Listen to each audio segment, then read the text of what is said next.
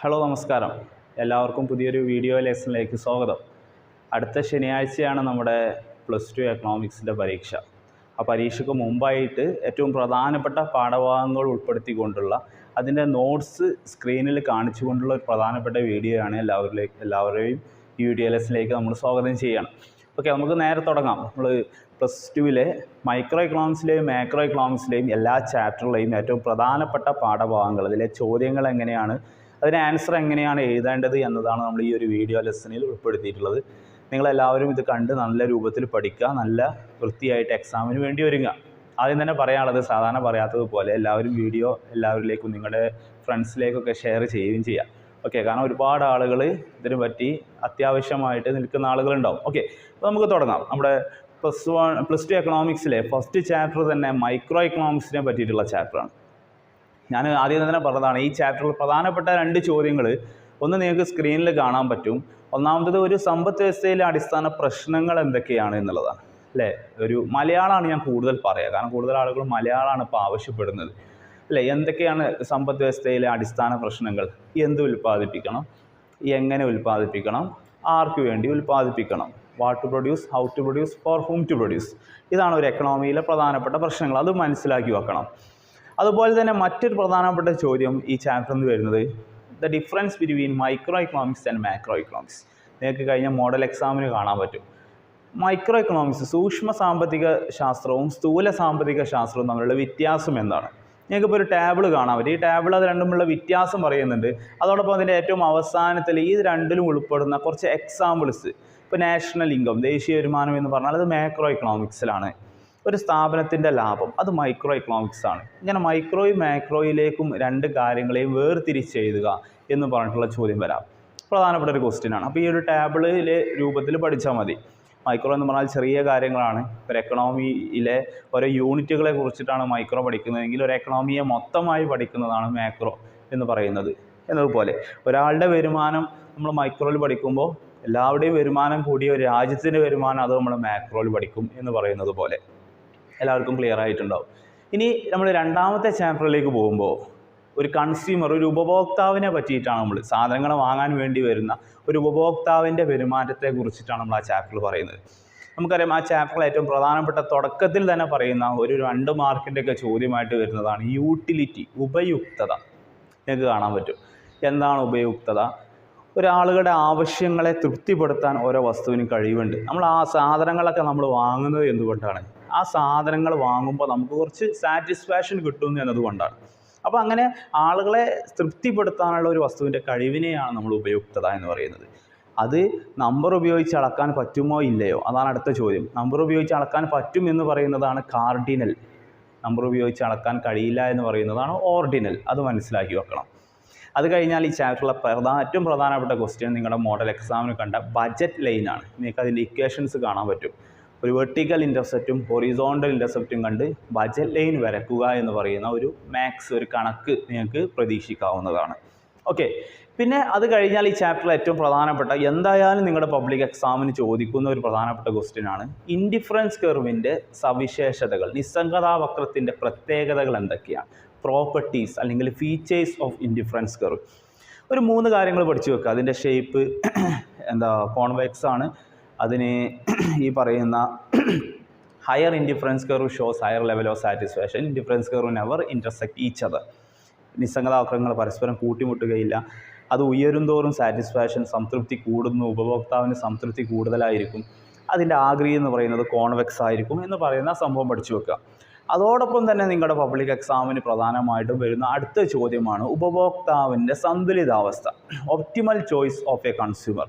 അതല്ലെങ്കിൽ ഉപഭോക്താവിൻ്റെ consumer equilibrium എന്താണ് എന്നുള്ളത് നിങ്ങളുടെ മോഡൽ എക്സാമിന് ചോദിച്ചതാണ്. ഇപ്പോൾ നിങ്ങൾക്കൊരു ഡയഗ്രാമൊക്കെ കാണാൻ പറ്റും. ആ ഡയഗ്രാം വരച്ച് വേണം അത് എക്സ്പ്ലെയിൻ ചെയ്യാൻ. ഒരു കൺസ്യൂമറിന് മാക്സിമം സാറ്റിസ്ഫാക്ഷൻ, പരമാവധി സംതൃപ്തി ലഭിക്കുന്ന അവസ്ഥയാണ് അദ്ദേഹത്തിൻ്റെ സന്തുലിതാവസ്ഥ എന്ന് പറയുന്നത്. അത് ബജറ്റ് ലൈനും 3 നിസ്സംഗതാവക്രങ്ങളും കൂടി വരച്ച് നിങ്ങൾക്ക് കാണാൻ പറ്റും. നിസ്സംഗതാവക്രവും കൂടി പരസ്പരം കൂട്ടിമുട്ടുന്ന പോയിന്റിലാണ് എന്ന് പറഞ്ഞിട്ട് ആ ഒരു ഇക്വേഷനൊക്കെ ഉപയോഗിച്ചിട്ടാണ് അത് എക്സ്പ്ലെയിൻ ചെയ്യേണ്ടത്. ഉറപ്പായിട്ടും എക്സാമിന് ചോദിക്കുന്ന മറ്റൊരു ക്വസ്റ്റ്യൻ.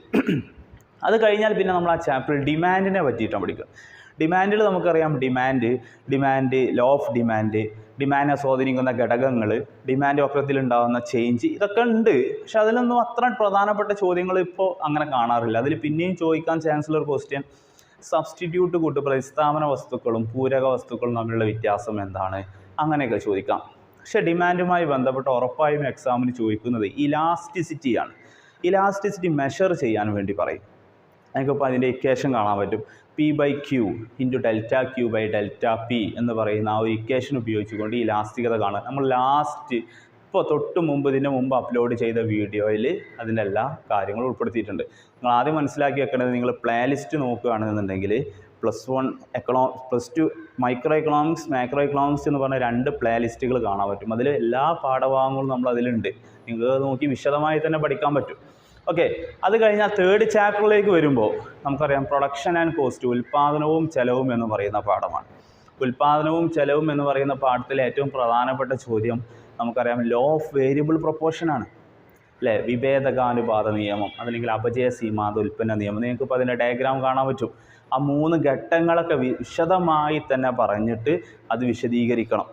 ഓക്കെ, അത് കഴിഞ്ഞാൽ പിന്നെ മറ്റൊരു ക്വസ്റ്റ്യൻ റിട്ടേൺ ടു സ്കെയിലാണ്. IRS, DRS, CRS കഴിഞ്ഞ മോഡൽ എക്സാമിന് ചോദിച്ച ചോദ്യമാണ്.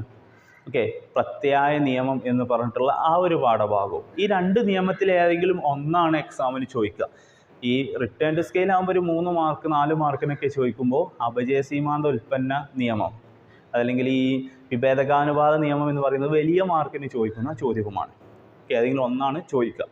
പിന്നെ അതുപോലെ പ്രൊഡക്ഷൻ കഴിഞ്ഞാൽ പിന്നെ കോസ്റ്റാണ്, ചെലവുമായി ബന്ധപ്പെട്ട ഏറ്റവും പ്രധാനമായിട്ടും വരുന്നത് ഇപ്പോൾ നിങ്ങൾക്ക് കാണാൻ പറ്റുന്ന ഈ TFC, TVC, TC, SMC, AVC എന്നൊക്കെ പറഞ്ഞിട്ടുള്ള ആ ഒരു മാത്സ് നിങ്ങളുടെ മോഡൽ എക്സാമിന് ഒരു 8 മാർക്കിൻ്റെ ചോദ്യം essay ആയിട്ട് വന്നത് നിങ്ങൾക്ക് കാണാൻ പറ്റും. പബ്ലിക് എക്സാമിനും റിപ്പീറ്റ് ചെയ്യാം, ആവർത്തിച്ച് വരാനുള്ള സാധ്യത വളരെ കൂടുതലാണ്. ചെലവുമായി ബന്ധപ്പെട്ട കണക്കുകൾ പഠിച്ചു വെക്കണം.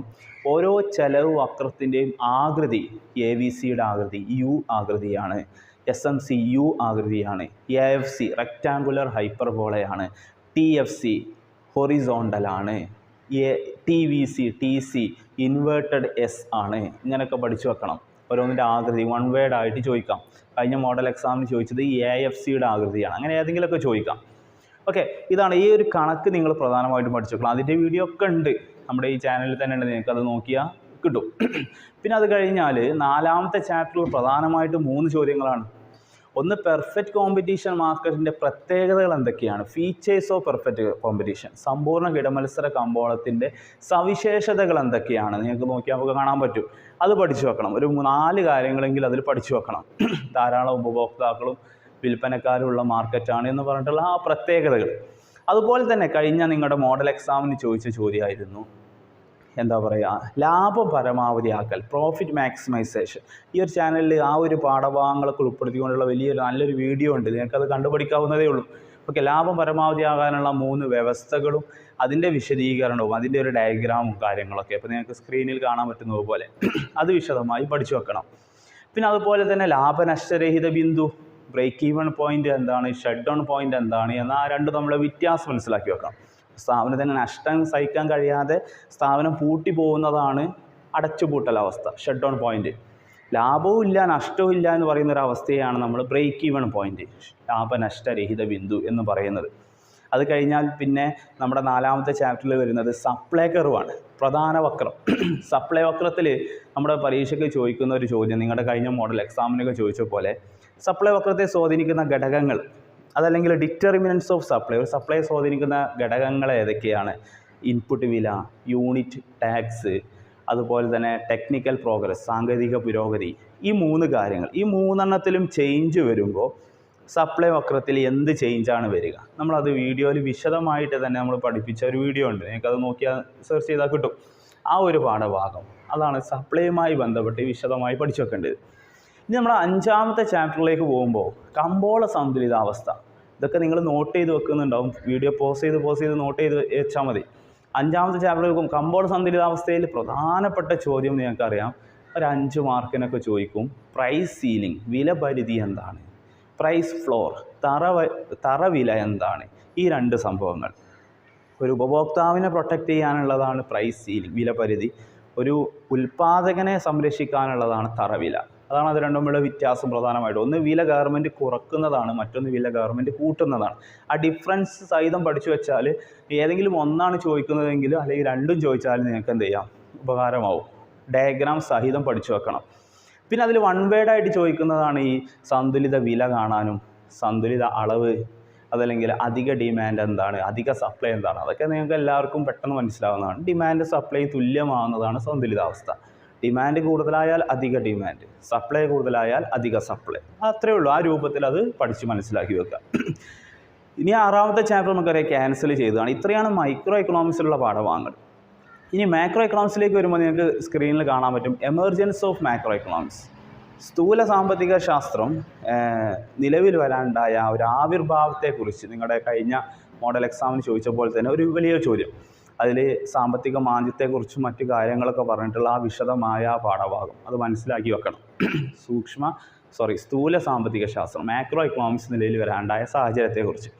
പിന്നെ അത് കഴിഞ്ഞ് ദേശീയ വരുമാനത്തിലേക്ക് വരുമ്പോൾ നമുക്കറിയാം ദേശീയ വരുമാനത്തിൽ ഒരുപാട് കാര്യങ്ങളുണ്ട്. അതിൽ ഏറ്റവും പ്രധാനമായിട്ടുള്ളത് വരുമാനത്തിൻ്റെ ചാക്രിക പ്രവാഹം, സർക്കുലർ ഫ്ലോ ഓഫ് ഇൻകം. ഇപ്പോൾ ഈ കാണുന്ന ഈ ചിത്രം കാര്യങ്ങളൊക്കെ പഠിച്ചു വെക്കണം. അതുപോലെ തന്നെ ദേശീയ വരുമാനം അളക്കാനുള്ള 3 രീതികൾ എസ്സേ ആയിട്ട് വരും, ഉറപ്പായിട്ടും 8 മാർക്കിൻ്റെ ചോദ്യമായിട്ട് വരും. അത് പഠിച്ചു വെക്കണം. 3 രീതികളുണ്ട്: ഉൽപ്പന്ന രീതി, ചെലവ് രീതി, വരുമാന രീതി. എക്സ്പെൻഡിച്ചർ മെത്തേഡ്, ഇൻകം മെത്തേഡ് എന്നൊക്കെ പറഞ്ഞിട്ടുള്ള ആ പാഠഭാഗങ്ങൾ അത് വിശദമായി പഠിച്ചു വെക്കണം. അത് കഴിഞ്ഞാൽ പിന്നെ അത് കഴിഞ്ഞിട്ടുള്ള പാഠഭാഗമാണ് ഒരു GDP ആൻഡ് വെൽഫെയർ. ഒരു രാജ്യത്തിൻ്റെ GDPയും ജനക്ഷേമവും തമ്മിലുള്ള ആ ഒരു ബന്ധം. GDP നോക്കിയിട്ട് നമുക്ക് ജനക്ഷേമം അളക്കാൻ കഴിയില്ല. എന്താണ് കാരണം? ഒരു 4 കാരണങ്ങളുണ്ട്. അത് പഠിച്ചു വെക്കുക. പ്രധാനപ്പെട്ട ചോദ്യമാണ്. ഈ 3 കാര്യങ്ങളും ഉറപ്പായിട്ടും നിങ്ങളുടെ പബ്ലിക് എക്സാമിന് ചോദിക്കുന്നതാണ്. നല്ല വെയിറ്റേജിൻ്റെ ഒരു ചാപ്റ്ററാണ് ദേശീയ വരുമാനം അളക്കാക്കുക എന്നുള്ള ആ ഒരു ചാപ്റ്റർ. അത് കഴിഞ്ഞാൽ പിന്നെ 9ാമത്തെ ചാപ്റ്റർ മണി ആൻഡ് ബാങ്കിങ് ആണ്, പണവും ബാങ്കിങ്ങും. അതിൽ നിങ്ങൾക്കിപ്പോൾ കാണാൻ പറ്റുന്ന പോലെ തന്നെ ഫങ്ഷൻസ് ഓഫ് മണി, പണത്തിൻ്റെ ധർമ്മങ്ങൾ എന്തൊക്കെയാണ്, പണത്തിൻ്റെ ഡിമാൻഡ്, ട്രാൻസാക്ഷണറി ആൻഡ് സ്പെക്കുലേറ്റീവ്, കൈമാറ്റ പ്രേരകവും ഊഹക്കച്ചവട പ്രേരകവും. അത് പഠിച്ചു വെക്കണം. മറ്റൊന്ന് പണത്തിൻ്റെ supply, supply of money, M1 M2 M3 M4 എന്ന് പറഞ്ഞിട്ടുള്ള ആ സമവാക്യങ്ങളാണ് അതിൽ പഠിച്ചു വെക്കേണ്ടത്. അത് കഴിഞ്ഞാൽ പിന്നെ ഏറ്റവും പ്രധാനമായിട്ടും വരുന്നത് കേന്ദ്ര ബാങ്കിൻ്റെ പ്രവർത്തനങ്ങൾ എന്തൊക്കെയാണ്, ഫങ്ഷൻസ് ഓഫ് സെൻട്രൽ ബാങ്കും മോണിറ്ററി പോളിസി, പണനയവും. കഴിഞ്ഞാൽ നിങ്ങളുടെ മോഡൽ എക്സാമിൻ്റെ എസ്സേ ആയിരുന്നത്. പല ആളുകൾക്ക് അത് എസ്സേ ആണ്, അതാണ് ഉദ്ദേശിച്ചെന്ന് മനസ്സിലായില്ല. ക്രെഡിറ്റ് കൺട്രോൾ എന്നാണ് പറയുക. വായ്പ നിയന്ത്രിക്കാൻ വേണ്ടി കേന്ദ്ര ബാങ്ക് ചെയ്യുന്ന പ്രവർത്തനങ്ങളെയാണ് നമ്മൾ, അല്ലെങ്കിൽ പണത്തിനെ നിയന്ത്രിക്കാൻ വേണ്ടി ഗവൺമെൻറ് ചെയ്യുന്ന പ്രവർത്തനങ്ങളെയാണ് ഈ പറയുന്നത് മോണിറ്ററി പോളിസി, പണനയം എന്ന് പറയാം. അപ്പോൾ അത് പഠിച്ചു വെക്കണം. കേന്ദ്ര ബാങ്കിൻ്റെ പോളിസിയാണ് പണനയം. ഇനി 10ാമത്തത് ചാപ്റ്ററിലേക്ക് ഇൻകം ഡിറ്റർമിനേഷനാണ്, വരുമാനം എന്ന് പറയുന്നത്. അതിൽ MPC MPS APC APS അതുമായി ബന്ധപ്പെട്ട ഒരു ചോദ്യം വരാം. അഗ്രിഗേറ്റ് ഡിമാൻഡിൻ്റെ കോമ്പോണൻസ്, ഘടകങ്ങൾ ഏതൊക്കെയാണ്, അത് കൺസംഷനും ഇൻവെസ്റ്റ്മെൻറ്റുമാണ് എന്ന് പറഞ്ഞിട്ടുള്ള ആ പാഠഭാഗം, ആ ഭാഗങ്ങൾ ശ്രദ്ധിക്കണം. അതാണ് അതിൽ ഏറ്റവും പ്രധാനപ്പെട്ട ചോദ്യമായിട്ട് വരുന്നത്. 11ാമത്തെ ചാപ്റ്ററിൽ ഗവൺമെൻറ് ബജറ്റിൻ്റെ ലക്ഷ്യങ്ങൾ എന്തൊക്കെയാണ്, അലോക്കേഷൻ ഫംഗ്ഷൻ, ഡിസ്ട്രിബ്യൂഷൻ ഫംഗ്ഷൻ എന്നൊക്കെ പറഞ്ഞിട്ടുള്ള ഗവൺമെൻറ്റിൻ്റെ ബജറ്റിൻ്റെ ലക്ഷ്യങ്ങൾ, വിനിയോഗ കർത്തവ്യം, സ്ഥിരതാ കർത്തവ്യം എന്ന് പറയുന്ന ആ ഒരു സംഭവം, വിതരണ കർത്തവ്യം, അങ്ങനെ 3 കാര്യങ്ങൾ അത് പഠിച്ചു വെക്കണം. പിന്നെ ഗവൺമെൻറ് ബജറ്റ് ഒരു ഫ്ലോ ചാർട്ട് നിങ്ങൾക്ക് കാണാൻ പറ്റും. ആ ഫ്ലോ ചാർട്ട് വൃത്തിയായി പഠിച്ചിട്ട് അതിൽ മൂലധന വരുമാനവും റവന്യൂ വരുമാനം, മൂലധന ചെലവ്, റവന്യൂ ചെലവ്, ഇതൊക്കെ തമ്മിലുള്ള വ്യത്യാസം എന്താണ് എന്ന് മനസ്സിലാക്കി വെക്കുക. നല്ലൊരു വൃത്തിക്ക് പഠിച്ചു വെക്കണം. ആ പാഠത്തിലെ ഏറ്റവും പ്രധാനപ്പെട്ട ഭാഗം അതാണ്. അതോടൊപ്പം ബജറ്റ് കമ്മി, അല്ലേ, ഫിസ്ക്കൽ ഡെഫിസിറ്റ് അഥവാ ധനക്കമ്മി, പ്രാഥമിക കമ്മി, റവന്യൂ കമ്മി, ഇതൊക്കെ ഇതിൻ്റെയൊക്കെ ഇക്വേഷൻസ് പഠിച്ചു വെക്കണം. ചിലപ്പോൾ കണക്കായിട്ടും ചോദിക്കാം. വളരെ പ്രധാനപ്പെട്ട ഒരു ചോദ്യം പാഠഭാഗമാണത്. എല്ലാവരും ചോദിക്കുന്നൊരു സംഭവമാണ് ഈ 3 സെക്ടർ ഇക്കണോമിയെ പറ്റി പഠിക്കുക. അത് അത്ര ഇമ്പോർട്ടൻ്റ് അല്ല. നിങ്ങളത് വേണമെന്നുണ്ടെങ്കിൽ പഠിക്കാം, അല്ലെങ്കിൽ ഒന്ന് സ്കിപ്പ് ചെയ്താലും കുഴപ്പമൊന്നുമില്ല. കാരണം അഥവാ ഇനി ചോദ്യം വന്നാലും നിങ്ങൾക്ക് ഓപ്ഷൻസ് ഉണ്ടല്ലോ, അതിൽ ആ ഒരു ഓപ്ഷൻസ് അതൊന്ന് ഒഴിവാക്കിയാൽ മതി. കാരണം അത് കുറച്ച് പ്രയാസമുള്ള ഭാഗമാണ്. ഞാൻ അതിൻ്റെ വീഡിയോ അതിൽ ചെയ്തിട്ടുണ്ട് എന്നാണ് എൻ്റെ ഒരു വിശ്വാസം. ചെയ്തിട്ടില്ലെങ്കിൽ നമുക്ക് ചെയ്യാവുന്നതേ ഉള്ളൂ. പക്ഷേ ഇപ്പോൾ ഇനി അത് മെനക്കെട്ട് പഠിക്കേണ്ട ആവശ്യമില്ല. കാരണം മോഡൽ എക്സാമിനൊന്നും ചോദിച്ചിട്ടില്ല, പബ്ലിക് എക്സാമിന് ചോദിക്കാനുള്ള ചാൻസ് വളരെ കുറവാണ്. ഇനി നമ്മുടെ ലാസ്റ്റ് ചാപ്റ്റർ ഓപ്പൺ ഇക്കണോമി, തുറന്ന സമ്പദ് വ്യവസ്ഥ എന്ന് പറയുന്ന ആ ഒരു പാഠത്തിൽ നിങ്ങൾ ഉറപ്പായിട്ടും പഠിച്ചു വെക്കേണ്ടത് ഈ ബാലൻസ് ഓഫ് പേയ്മെൻറ്റിൻ്റെ 2 അക്കൗണ്ടുകൾ, കറണ്ട് അക്കൗണ്ട്, ക്യാപിറ്റൽ അക്കൗണ്ട്, അതിൽ ഉൾപ്പെടുന്ന കാര്യങ്ങൾ എന്തൊക്കെയാണ്. അതോടൊപ്പം എക്സ്ചേഞ്ച് റേറ്റ്, വിനിമയ നിരക്ക് തീരുമാനിക്കാനുള്ള 2 രീതികളുണ്ട്, 3 രീതികളുണ്ട്. അതിൽ ആദ്യത്തെ 2 അയവുള്ള വിനിമയ നിരക്കും സ്ഥിര വിനിമയ നിരക്കും, ഫ്ലെക്സിബിൾ എക്സ്ചേഞ്ച് റേറ്റും അതുപോലെ ഫിക്സ്ഡ് എക്സ്ചേഞ്ച് റേറ്റ്. മൂന്നാമത്തെ ഒരു മാനേജർ ഫ്ലോട്ടിങ്ങും ഉണ്ട്. നിങ്ങൾക്കറിയാം കഴിഞ്ഞ മോഡൽ എക്സാം 4 മാർക്കിന് ചോദിച്ചതാണ് ഫ്ലെക്സിബിൾ എക്സ്ചേഞ്ച് റേറ്റ് സിസ്റ്റം. ഈ കാണുന്ന ഡയഗ്രാം സഹിതം എക്സ്പ്ലെയിൻ ചെയ്യാൻ വേണ്ടിയൊക്കെ പറഞ്ഞു. അപ്പോൾ ഈ പാഠഭാഗങ്ങൾ നല്ല രൂപത്തിൽ ഇപ്പോൾ ഈ പറഞ്ഞ പാഠഭാഗങ്ങൾ വൃത്തിയായി പഠിച്ചു വെക്കുക. ഇതെല്ലാം പഠിച്ചാൽ തന്നെ നല്ലൊരു മാർക്ക് നിങ്ങൾക്ക് എല്ലാവർക്കും സ്കോർ ചെയ്യാൻ പറ്റും. ഓക്കെ, അപ്പോൾ എല്ലാവർക്കും എല്ലാവിധ വിജയ ആശംസകളും നേരുകയാണ്. എന്തെങ്കിലും സംശയങ്ങളും കാര്യങ്ങളൊക്കെ ഉണ്ടെങ്കിൽ ഈ വീഡിയോക്ക് താഴെ നിങ്ങൾക്ക് സജസ്റ്റ് ചെയ്യാവുന്നതാണ്. Okay, thank you.